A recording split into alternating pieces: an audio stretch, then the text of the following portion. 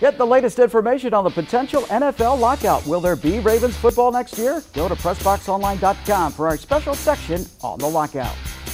And we are back with Erik Bakich, the head coach of Maryland Terrapin Baseball. And Erik, before we take a look at this upcoming season, I just want to remind fans again, the banquet is Friday, February 4th, the leadoff banquet with Tommy Lasorda. And again, the best way is to go to umterps.com, look for the picture under baseball of Tommy Lasorda, and you can order your tickets that way. That's right. We'll keep registration open until Thursday the 3rd, so there's definitely still some opportunity to get some tickets. And you have well over 200 already, though, right? Right around. What are you hoping, about 350? Right around 200. Well, we'd like to get 1,000. You know, we'd like to get 500, but I think 300 is a realistic goal. So we're hoping to get another 100. But again, I'm urging fans out there to support this guy. This guy, nobody worked harder to get to a show I've ever done. All right, and I've been in the business 25 years. I appreciate that. Tell us a little bit about some of the guys you worked your tail off recruiting. Who are some players at Maryland that you think have a chance to really perhaps play one day at the next level? Well, actually, we got a great group of 13 key returners with 22 newcomers. Of those 22 newcomers, 13 freshmen, 9 junior college players. I think this year the difference is going to be there's going to be a lot of depth on this team. Maryland has had a few great players in the past, but not a whole lot of depth, and that's going to be a big difference this year. We've got some key leaders in place. We've got some returning guys on our pitching staff that had a lot of experience last year, might not have experienced a lot of success, guys like Sander Beck and Eric Potter.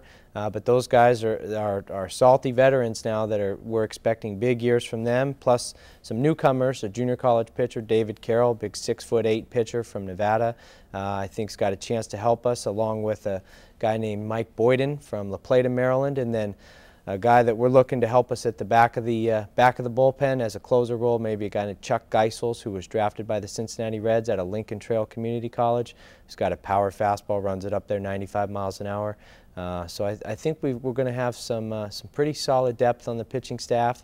And then positionally, I'm very excited about what we've got positionally. We've got our shortstop back from last year, Alfredo Rodriguez.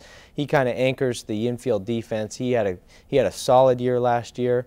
One of the leaders in the league with 23 stolen bases, hit about 5 home runs, hit just under 300, but he's going to have a great year. He's a steady defensive player.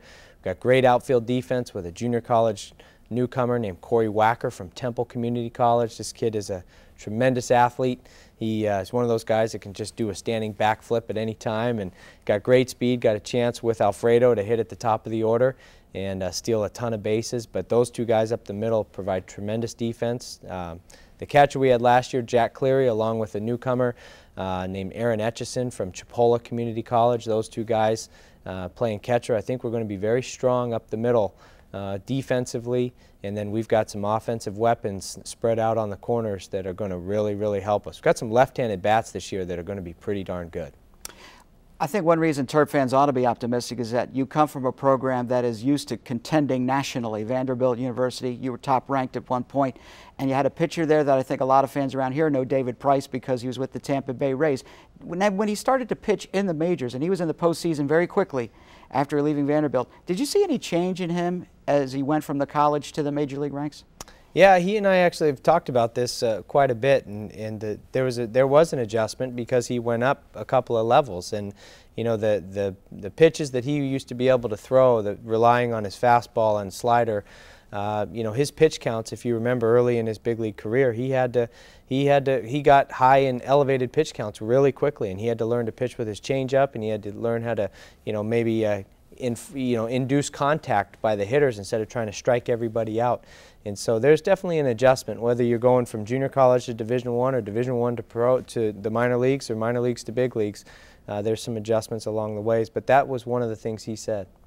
Banquet February the 4th at which building is it out there? It's the Samuel Riggs Alumni Center. Okay, yep. And it's on the 4th. It starts at 6 o'clock for the hot shots, the big shots. VIP reception. The website's up on there.